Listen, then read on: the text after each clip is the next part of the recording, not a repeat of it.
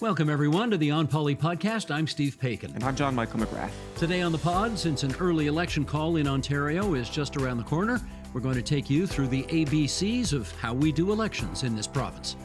The Rural Ontario Municipal Association met in Toronto this week. We'll tell you what Doug Ford said and how it infuriated the opposition leaders. You may have heard Donald Trump was inaugurated as president this week. So far, no tariffs yet. And in your column, my column, I'll look at the tougher line Ontario cities will be taking with Queen's Park in the coming election. And I'm focused on why so few first ministers seem to, as the great political scientist Kenny Rogers once said, know when to hold and know when to fold them. It's Friday, January 24th, 2025, so let's get to it.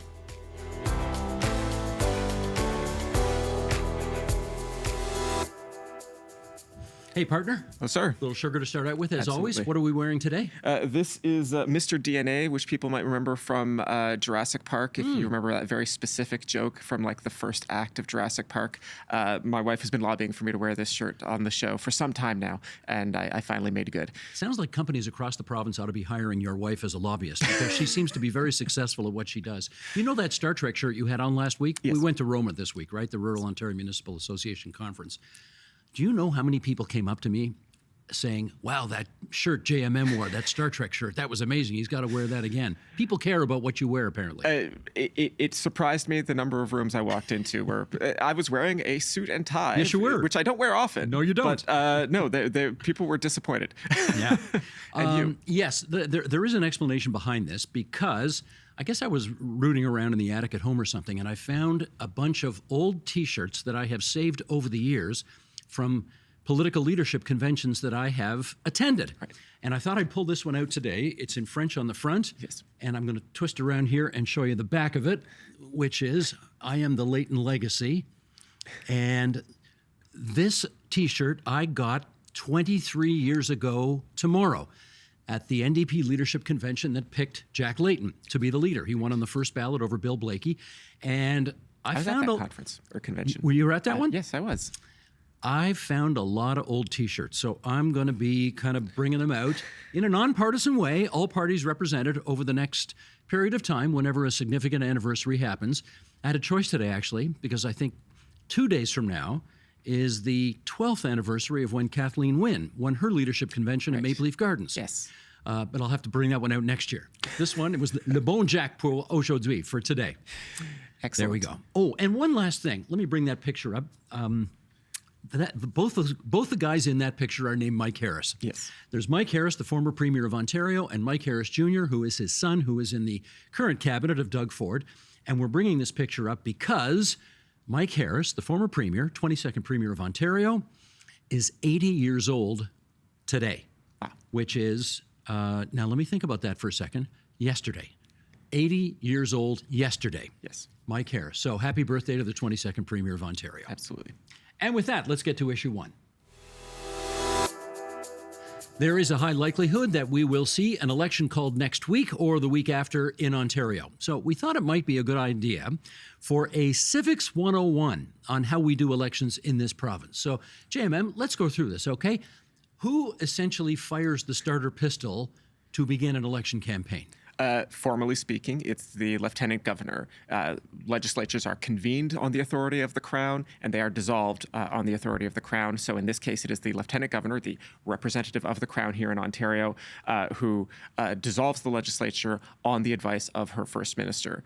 Who's the Premier? Who is the Premier, Doug Ford. So formally speaking, it's the Lieutenant Governor's decision. Practically speaking, the Premier is the one who maybe has his hand also on the starter pistol, pulling that trigger. Gotcha. And he will, he will inform, his office will inform the Lieutenant Governor that the Premier would like to come see the Lieutenant Governor, the King's representative in the province of Ontario. They will meet, they will chat. They will not talk about an election for the first 10 or 15 minutes of the How chat. are the kids? Yeah. No, they'll get caught up in all that kind of stuff. And then he will say, Your Honor, I am, as your First Minister, recommending that you dissolve the legislature and draw up the writs for the 44th general election. And draw up the writs means what? A writ of election is it is a piece of paper, an instrument of state that says there will be an election held in this riding. Now, there are 124 ridings in Ontario's current electoral map, so there are 124 writs that the Lieutenant Governor needs to sign. We've actually, they've put out photos in previous elections of the LG sitting at a very well-appointed desk, usually with the Chief Electoral Officer at her side, and they just go through a stack of papers, and the LG signs one. I imagine there's also a stamp involved. There usually is in these kinds of processes. And yes, one writ for every riding. Now, I need to ask a key question here. During the course of the Lieutenant Governor signing each of those 124 writs, will she ever drop them on the floor? Because everybody says it's time to drop the writs. No. So that is the correct answer. We refer to the writs being drawn up, or I mean, formally speaking, in the letter of the law, it's the writs are issued. The writs of election are issued. But colloquially, you will often hear people say "drop the writs," and that irritates some people like yourself. Correct. And we did one of these, right? We did a Nerds on Politics YouTube feature, so people can actually go find that. Go to the Google machine, find Nerds on Politics, drop the writs. Yeah.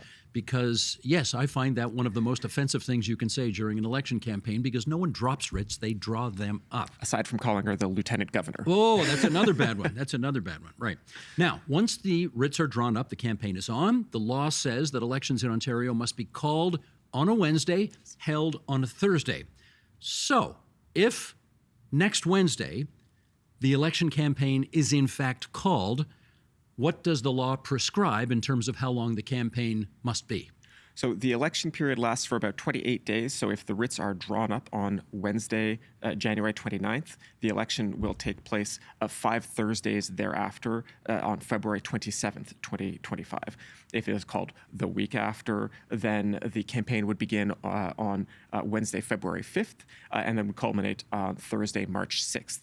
I want to say that this is all different from federal election law. This is one of those cases where federalism matters. We have different rules nationally, and we also have different rules in other provinces, but this is what Ontario's election law currently says. It's also important to note that this is the start of what we refer to as the writ period. This is important for campaign spending law, right? At the moment, we've gone through this before. We are not in a regulated campaign spending period as you and I record this podcast. There is a pre-writ period that the Ford government expanded with its campaign spending legislation, where up to a year before a scheduled election, it regulates the spending of political parties and third-party advertisers. We are not in that period right now because we are so far ahead of the next scheduled election. So it is only with the beginning of the writ period that the campaign spending rules will kick in. They will apply to both political parties and third-party advertisers. Let me just do one more thing on the timing. I remember when I was a kid, election campaigns in Ontario used to be at least 6 weeks long, and we can remember, I think it was the 2015 federal election. Stephen Harper was the prime minister, and he was kind of flatlining in the polls. Nothing was going on, and he wanted to give himself as much time as possible in order to mount a bit of a comeback. And so he decided to have, I think, a 70 or 75-day writ period, a very long campaign. But that shows you, federally, they can kind of go from as few as 28 days to as long as 75. But in Ontario, it's prescribed, right? Yeah, it is set out in law. I will say the one caveat here is that dissolving the legislature and issuing the writs can happen independently. That happened in 2014 when the minority Wynne government fell. She asked for the dissolution on, I think it was a Friday, and the writs were not issued until the following Wednesday. So a little bit of ambiguity there, but otherwise the length of the campaign is more or less set in stone. Now, I know there's a joke going around that says people shouldn't vote, it just encourages them. But, we here at TVO believe in voting, and we think you should vote, and we should let you know that the polls open on Election Day at 9 a.m. They close at 9 p.m. Sometimes, if there are some irregularities, for whatever reason, they let the polls stay open a little longer. Bad weather, very long lines, whatever. But basically, it's 9 to 9. And everybody is supposed to get, by law, 3 hours off work in order to let you go vote. So that, we put that on the record as well. Now, lest we bury the lead here, Ontario does have a fixed election date law. The next election is not scheduled to take place, technically, until June of 2026. So why is it that we might be having an election any day now? Right. So Premier Dalton McGuinty created that fixed-term election law. The idea was to level the playing field amongst political parties. The Liberals certainly believed in 2003 that the Tory government of Mike Harris, who we mentioned earlier, and Ernie Eves had sort of played games with election timing for partisan advantage. There is, however, a bit of a loophole in the law. A bit? So, yeah, I'd say it's a Mack truck, but anyway, well, So remember what I said about, the Crown convenes the legislature, the Crown dissolves the legislature. The law cannot change that power of the Crown. And so it says right there in the plain text of the law that while this is the date the election should happen, nothing in this law affects the power of the Crown. And so that's the Lieutenant Governor who, despite the text of the law, still retains all of the power to dissolve the legislature on the advice of her first minister. We did actually just put out another Nerds on Politics video on this topic. Again, go to the YouTube machine and punch in, I guess it'd be like Nerds on Politics election or something, and you will find it there. Okay, now the Premier's explanation for the moment seems to be Donald Trump just started a 4-year term. I, the Premier, only have a year and a half left in my term, a little less actually, so I want to try to renew my mandate now so I can be on, if you like, even terms with Trump. We both have fresh 4-year mandates. People will decide for themselves whether they think that's a reasonable explanation for the early call, and you can be sure the opposition leaders will bring that up during the course of the campaign, as they already have, actually. Yes. Now, okay, before we move on from this section, we got a lot of polling that's come out lately, so we should take a look at some of the polls, which might lend a bit of a hint as to why Doug Ford wants to call this early election. What do we know? So, as you say, we've had a bunch of polls come out lately. I'm going to just go through a bit of a list in no particular order. We have liaison strategies. Have the Tories ahead by 9 points ahead of the Ontario Liberal Party. The Liberals have seen, according to their polls, a 5-point rise since the start of the year. Is that tied to Justin Trudeau's departure from the federal scene? I don't know. I don't think it's crazy to speculate that it might be, but we will see. Very different poll result from Léger, which shows the PC party ahead by 24 points of the Ontario Liberals. Léger really showing an unchanged or very, very similar result to, frankly, what we saw in 2022 with the Liberals and the NDP very, very far back of the progressive Conservatives. We also got a Main Street poll. This is, I think, more similar to the liaison strategies result, which showed that among decided and leaning voters, the PCs are ahead of the Liberals by 10 points. Again, a bit more similar there. But then we have campaign research and Nick Kouvalis. This is the firm being used by the PC party. Kouvalis has a long relationship with Doug Ford, and Kouvalis put out some of his recent polling results on X, formerly Twitter, and he showed a very, very large lead for the PCs across every demographic, every region. And as I say, this is polling that this gives us, I think, the clearest sign of what Doug Ford is basing his decisions on right now. Mm-hmm. They may all have different numbers, and there is a reasonable explanation for that. They could be in the field at different times. Yes. They could be surveying different people. They could be weighting different things. They don't just take the numbers back. They said they have different formulas by which they weight them. And using different methods, right? Liaison in particular uses robocalls, like IVR, the automatic phone polling, whereas others use online panels. Yeah, and some include undecided voters in their polling. Others don't. You saw one of the last ones there. They only have decided and leaning voters. So different methodologies here could bring back different results. What they all have in common is Ford, Crombie, Stiles, yep. PCs, Liberals, NDP. And this is the part of the program where I always remind everybody, polls are an excellent indication of what people thought yesterday. They are not predictive. They do not forecast outcomes. If they did, we would not need to bother with election campaigns because it would be all over and done with on day one. No, it's not over and done with on day one. Frequently, there is a change of public opinion during the course of a campaign because campaigns matter. So we keep all of that in mind as we consider all this. Very briefly, you mentioned the 2015 election where Justin Trudeau went into that election, I believe, in third place in most polls and emerged as the Prime Minister leading a large majority in the Commons. There you go. And with that, we're off to issue 2. ROMA, the Rural Ontario Municipal Association, that's the mayors and reeves and wardens and town councillors from all over the province. Well, they met earlier this week in the provincial capital to discuss issues of mutual interest. Doug Ford showed up, gave a speech, took aim at the U.S. and their booze. Have a listen. And I've sent a direction to the LCBO, these tariffs come, to clear off every bit of U.S. alcohol off the shelves. Let's start promoting more Ontario-made wines and the vodkas and spirits. That's what we need to do. We're the largest purchaser of alcohol in the entire world. They will feel the pain. I will make sure I communicate this to our other premiers that they should be following suit.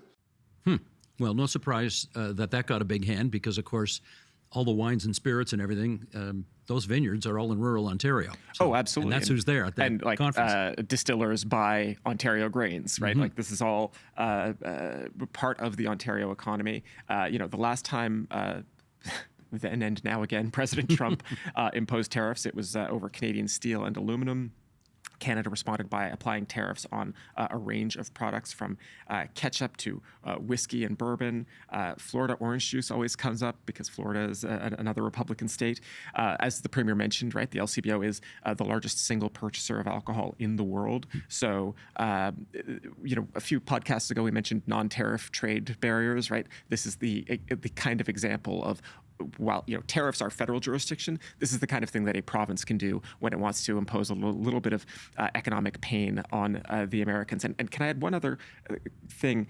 It's interesting that the Premier, or it's notable that the Premier has given this direction now, because when an election call comes, we go into what's called the caretaker convention, where the powers of the government are supposed to be substantially constrained. They are not supposed to be able to do.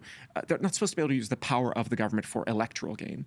So the Premier has issued this policy in advance, and if the Trump administration does respond with tariffs on Canadian goods during the election campaign, the LCBO will be able to take this direction that was already put in advance, and they will be able to act on it, even though the caretaker convention might not have allowed the Premier to do that during the campaign itself. I think that the loophole in the caretaker convention, though, would be if you're going to take a controversial decision in the middle of a campaign, as long as the opposition parties are on side with it, then it's okay. And I remember well, this came to a head how long ago was it? More than 15 years ago, maybe 20 years ago, when the then Premier, Dalton McGuinty, in the middle of an election campaign, canceled one of the natural gas-fired gas plants in Mississauga, I think, which was a very and Oakville. Yeah, and it was a very controversial decision. But both of the opposition parties would have done the same thing, so it didn't turn into a constitutional controversy. Yes, exactly. There we go. Now, I have a little interesting tidbit about ketchup. Okay. Since we were talking about that a second ago. You want to hear this? I'm always fascinated how often ketchup comes up in Ontario policy. Well, this one, full credit to Matthew O'Meara, our producer here, because he found out that Donald Trump is related to Henry J. Heinz, the founder of the Heinz Ketchup Company. Heinz is Trump's second cousin twice removed, which may explain why Donald puts ketchup on everything that he owns. So, anyway. Aside from the fact that Ontario grows a lot of tomatoes, and in fact, for a long time we had a Heinz factory here, putting a tariff on Heinz ketchup last time was a bit of a personal jab at the Premier. A little shiv to the then president, and now president once again. Anyway, let's move on here. We're off to issue 3. Monday was the second inauguration of Donald Trump as the 47th President of the United States. Canadians were warned that as early as his first day as president, he would impose massive tariffs on our goods that we export into the U.S. Didn't happen. Instead, the president mused about a trade review and then said the tariffs would happen on February 1st. Okay, so where are we now with all this? Well, so at least initially, the justification for the tariffs coming from he was then president-elect, the justifications for tariffs against Canada had to do with claims about border security and fentanyl crossing the U.S.-Canada border. This is a claim that lacks evidence.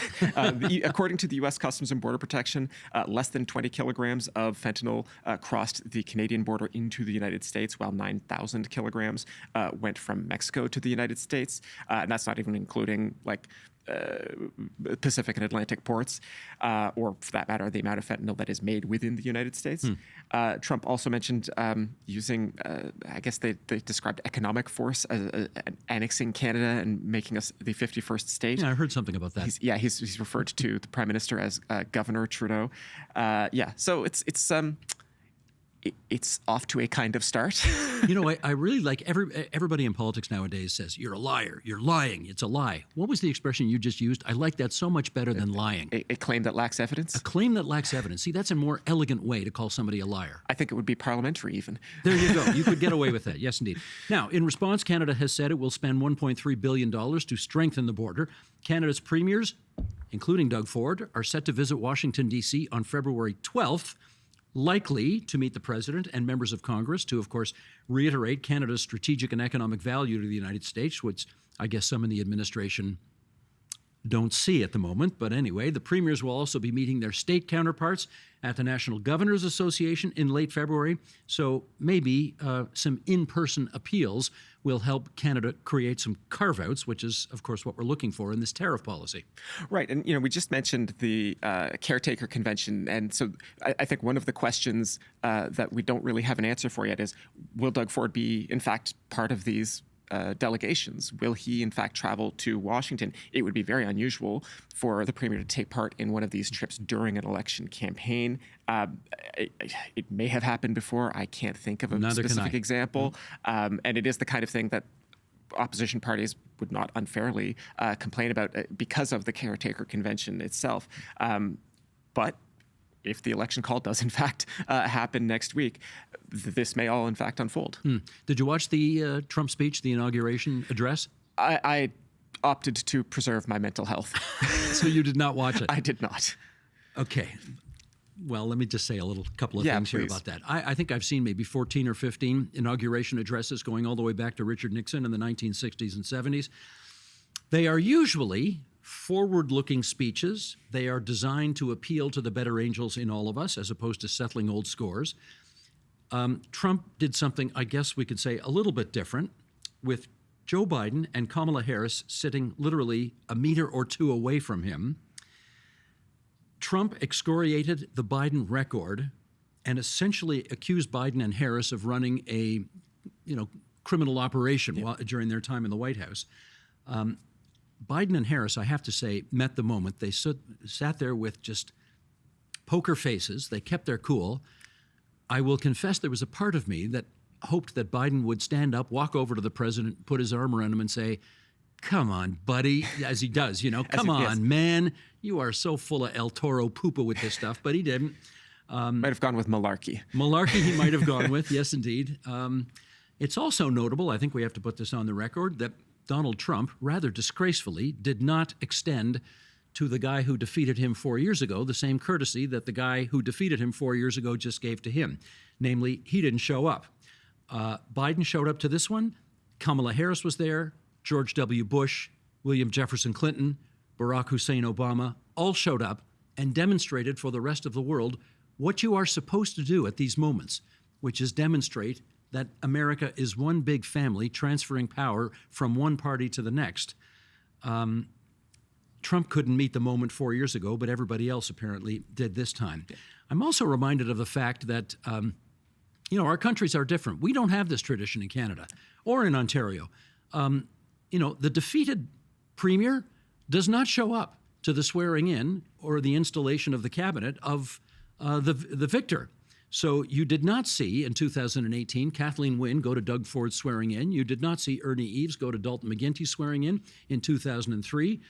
You didn't see Frank Miller go to David Peterson swearing in 1985. We just don't do that. Different strokes for different folks, but Donald may want to consider that when he makes us the 51st state, that we're not going to show up to anyway. Yeah. No, and folks may recall that when Premier Ford won in 2018, there was this public swearing-in ceremony for the new cabinet out on the front lawn of Queen's Park. God, that was a hot day. I just remember how sunny and hot it was. And, like the presidential inauguration, it's very much a ceremony for the friends and supporters of the incoming premier and his party. It doesn't quite have the same importance of a presidential inauguration, and it's not always done in public. Sometimes it's just, the lieutenant governor, and they put out photos or they do a TV feed, but it's not out in the open. When the legislature is recalled, though, and the new government delivers a throne speech, that's when, if the opposition leader is still an MPP after the election results, that's when that opposition leader would then show up and be in attendance for the throne speech. Yes, as Kathleen Wynne was. Yes, exactly. In 2018.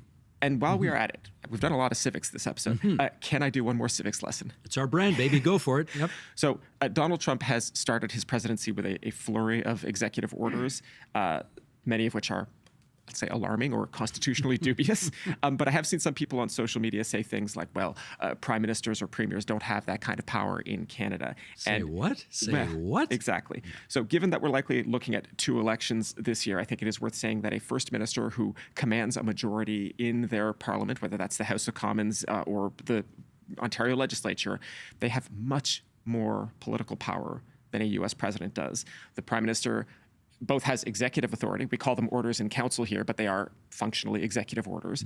They have executive authority, and then they also command a legislative majority by dint of being the prime minister. So they have much more power than a president does. Now, obviously, the U.S. president is the president of the United States, which is a much more powerful country than Canada, and I will totally grant that. But they are different offices with different powers. All of which is a bit of a long way of saying that the coming elections in Ontario and Canada this year are going to matter, and I would urge everybody to please pay attention. Donald, it's funny, Donald Trump, as much as he disses Canada, he would love to be Prime Minister of Canada. You can make Supreme Court appointments without the Senate advising and consenting on them. You can appoint whoever you want to cabinet. Again, the Senate doesn't get to advise or consent on that. You appoint the Senate. You appoint the Senate. That's right. The senators don't get elected. Yeah. Yes. Oh, no. The Canadian Prime Minister has far more power than the American President as prescribed by law. Yes. But of course, the Constitution won't be in effect very much longer in the United States, so maybe Mr. Trump will do it. No, I'm not going to get off on that. Anyway, save me here. Off to your column, my column.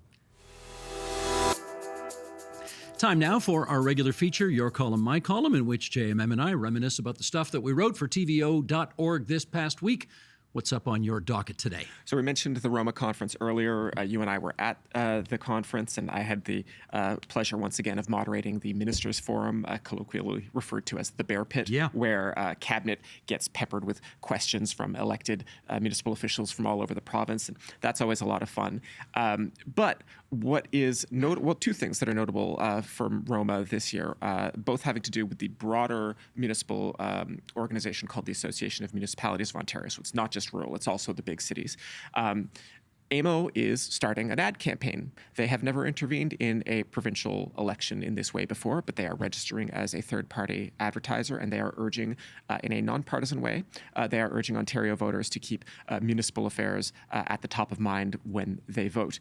They are particularly asking people to think about the infrastructure costs for servicing new housing, things like dealing with the homelessness crisis across the province, and the types of costs that municipalities have to bear in Ontario that are actually just covered provincially in other provinces. So healthcare costs being among many of those.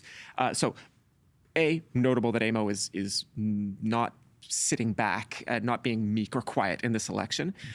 But additionally, kind of a weird chapter in Ontario municipal politics has come to a close. 20 years ago, Toronto withdrew from AMO.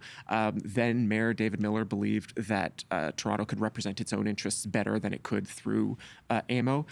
That period has now come to a close. Olivia Chow and Toronto City Council voted late last year to rejoin AMO. And so after a 20-year absence, every municipality in Ontario and like the largest municipality and the provincial capital are now back under one banner. And as I say, particularly at this time where AMO is trying to be a bit more of an active force in the provincial elections. It's interesting that one new Democrat mayor took Toronto out of AMO, Yep. and another new Democrat mayor put Toronto back in AMO. Yeah, I will say that the early work to start the negotiations to get Toronto back in did start under John Tory. But yes, a weird symmetry there. Yeah. Yes. And you? Well, I want to talk about timing here. Okay. And my column starts by talking about a guy named Frank McKenna, which is a name which will mean something to those of us of a certain age. Frank McKenna became the Premier of New Brunswick 40 years ago. And he did something interesting when he won his first term. He said, if I do a good job and if you honor me with enough election victories, I will serve 10 years as Premier of New Brunswick. And in fact, his first election was so amazing, he won every single seat in the legislature, and then he won 2 more majorities after that. And then, true to his word, 10 years almost to the day that he first became Premier of New Brunswick, he resigned, as he said he would. Yeah. He did his 10 years, and he's out. And he's had it's a textbook example of how you get into politics, you are successful, and you leave on your own terms. And people don't say, oh, look at him hanging around too long. And, he's had a good legacy as a result. And he's deputy chair of the Toronto Dominion Bank now, so he's had a very nice post-political life as well. Why am I raising this? For obvious reasons. There are so many first ministers, and I would obviously say Exhibit A at the moment is the current Prime Minister of Canada, who just don't know when to leave. Yeah. They overstay their welcome. They don't read the room. They dramatically overstay their welcome in some cases. And Justin Trudeau is only the latest example of many prime ministers and premiers who hung around a bit too long. Anyway, I've always been flummoxed as to why they do this. If they did the McKenna thing, which is, come and go in a reasonable period of time, you would leave office with more respect. You wouldn't look like you're clutching with your fingernails to hang on to this office. Your post-political career has every possibility of being better than it might otherwise be, and yet they don't do it. It's a mystery. I mean, one of the tensions that I think you see a lot, particularly, I think the biggest example from your and my lifetime is the Canadian Federal Liberal Party with the animosity between Jean Chrétien and Paul Martin's various supporters, that it's very difficult to have a successor waiting in the wings and also be the prime minister. Maybe we're seeing a similar thing currently with Justin Trudeau and Chrystia Freeland. Certainly her departure from his cabinet seems to have precipitated his decision to resign. She put the shiv in and twisted, didn't she? It was, from an observer's perspective, it was pretty spectacular. There are first ministers who have managed that transition, who have left gracefully and had a strong successor come up behind them. Well, can I put one in the bank right here? I mean, Bill Davis is the obvious example. Even though the guy's the second longest serving premier. And drink. Yes, we did it. That's right. He's the second longest serving premier in Ontario history. And yet, when he left, his party was 25 points ahead of the second place party. And there's no question in my mind, he gave up the possibility of winning a 5th straight election by leaving when he did. Yeah. He left his successor a decent amount of time to put his own stamp on things. Didn't work out for his successor, but anyway, I think the point is we know the job is great. Yes. We know it's the best job they're ever going to have, being premier or prime minister. It's exciting. Bill Davis once said to me, Steve, the most fascinating day of being a corporate lawyer can't touch being premier of Ontario on the dullest, okay? We know it's a great job. Yeah. But your reputation matters. Your legacy matters, and why you'd want to adversely affect it by looking like you're clinging to office when everybody wants you out, it's still a bit of a mystery to me. Anyways, okay, should we go into the mailbag? Absolutely. Let's do that. If you've got a burning question or insightful comment, please send it along to us at onpolitics@tvo.org, and Mr. McGrath has this week's letter. Absolutely. So we've got a question here from listener Scott Irvin in Ottawa, who writes, Hi, Steve and JMM. Big fan of the podcast. Love seeing your creative shirts every week. I just heard Doug Ford may call a provincial election as early as next week. It got my family and I thinking, has there ever been a provincial election at the same time as a federal one in Canada? It would certainly be a wild time, not just for poll workers, but also for journalists like yourselves. Thanks for all you do, Scott Irvin from Ottawa. Well, he's right about that, Scott. You're right. We spend a lot of time complaining about, oh my goodness, 2 elections in the same space of time. We love it. Yes. Come on, let's face it. We complain, but we love it. It's great. The most obvious example is 1867, when the country was born, right? We had a provincial and a federal election to start Canada and Ontario's birth. They were held at the same time. 2 interesting takeaways from those 2 elections. The winner in both cases was a guy named John Macdonald. Yes. Sir John Alexander Macdonald became our Prime Minister. Sir John Sandfield Macdonald became the first Premier of Ontario. Interestingly enough, Sandfield Macdonald's statue is on the south lawn of Queen's Park, and you can see it in full view. John Alexander Macdonald's statue is still cladded up 4 years later because, of course, he's been canceled and we're not allowed to talk about him anymore. Anyways, so the results of the Ontario election were actually, Sandfield became the Premier of Ontario, but technically it was a tie, wasn't it? Yes. The Tories and Liberals each won 41 seats. So they formed a coalition government, a unity government. There are other times where the Ontario provincial election and federal election were in the same year, 1908, 1911, 1926. 1963 and 2011. And there was one more time, and perhaps not surprising when we think about it, that the elections did overlap substantially in 1945. We had just come out of World War II, or I guess in the Pacific it was still raging, but the war in Europe was over, and both the federal and provincial governments decided to hold elections. There was a federal election on June 11th, and there was a provincial election a week earlier on June 4th. And no, I did not cover that campaign. Neither one of them, despite what you might think. Apropos of what I'm wearing here, in 2011, the federal election was held in May. Stephen Harper, Jack Layton, Michael Ignatieff were the 3 main leaders. The provincial election was held the same year in October. Yes. Dalton McGuinty, Tim Hudak, Andrea Horvath. The 2025 federal election is scheduled for October. I think there's a pretty good chance it's going to happen before that. Yes. And of course, we're going to have an Ontario election probably in February or March. So not completely unusual to have both orders of government having elections in the same year. What is more, if I can just follow up on something here, what is more unusual is to have a winter election. We generally, because it is Canada, don't like to have winter elections. We've not had a winter election in the province of Ontario since Bill Davis's last majority government in 1981. That's 44 years ago. We've had 43 elections in Ontario history, 43, only 7 in the winter. It has become conventional wisdom that you should not, if you're the governing party, ask people to go to the polls when the weather is potentially awful, lest they take it out on you. And in fact, one candidate who is running in this upcoming election, I guess I can say her name, Jill Promoli, who right now is a trustee in Peel Region, and she's got the Liberal nomination in Mississauga-Streetsville. Yeah. And she emailed me the other day saying, how am I going to be able to hammer lawn signs into the ground when it's minus 25 outside and the ground feels like concrete? Well, good question. We shall see. So I actually have a kind of a morbid answer that comes from like reading histories before the 20th century, before people had like large excavation machinery. People die in the winter and you need to dig graves, and so what they would sometimes do is pour boiling water onto the earth to thaw it out, and then you dig, and then you get down to more frozen ground, and you have to pour more boiling water on it. I don't imagine that's actually a practical answer for okay. I was just going to say, a tour campaign. Number one, you are in a very dark, macabre space with that example. And number two, I don't think volunteers are going to be door knocking with pots of boiling water hanging around so they can get election stakes into the ground. I mean, people might have boiling tar around for tarring and feathering. I don't think it's on. Anyway, let's get out of here, please.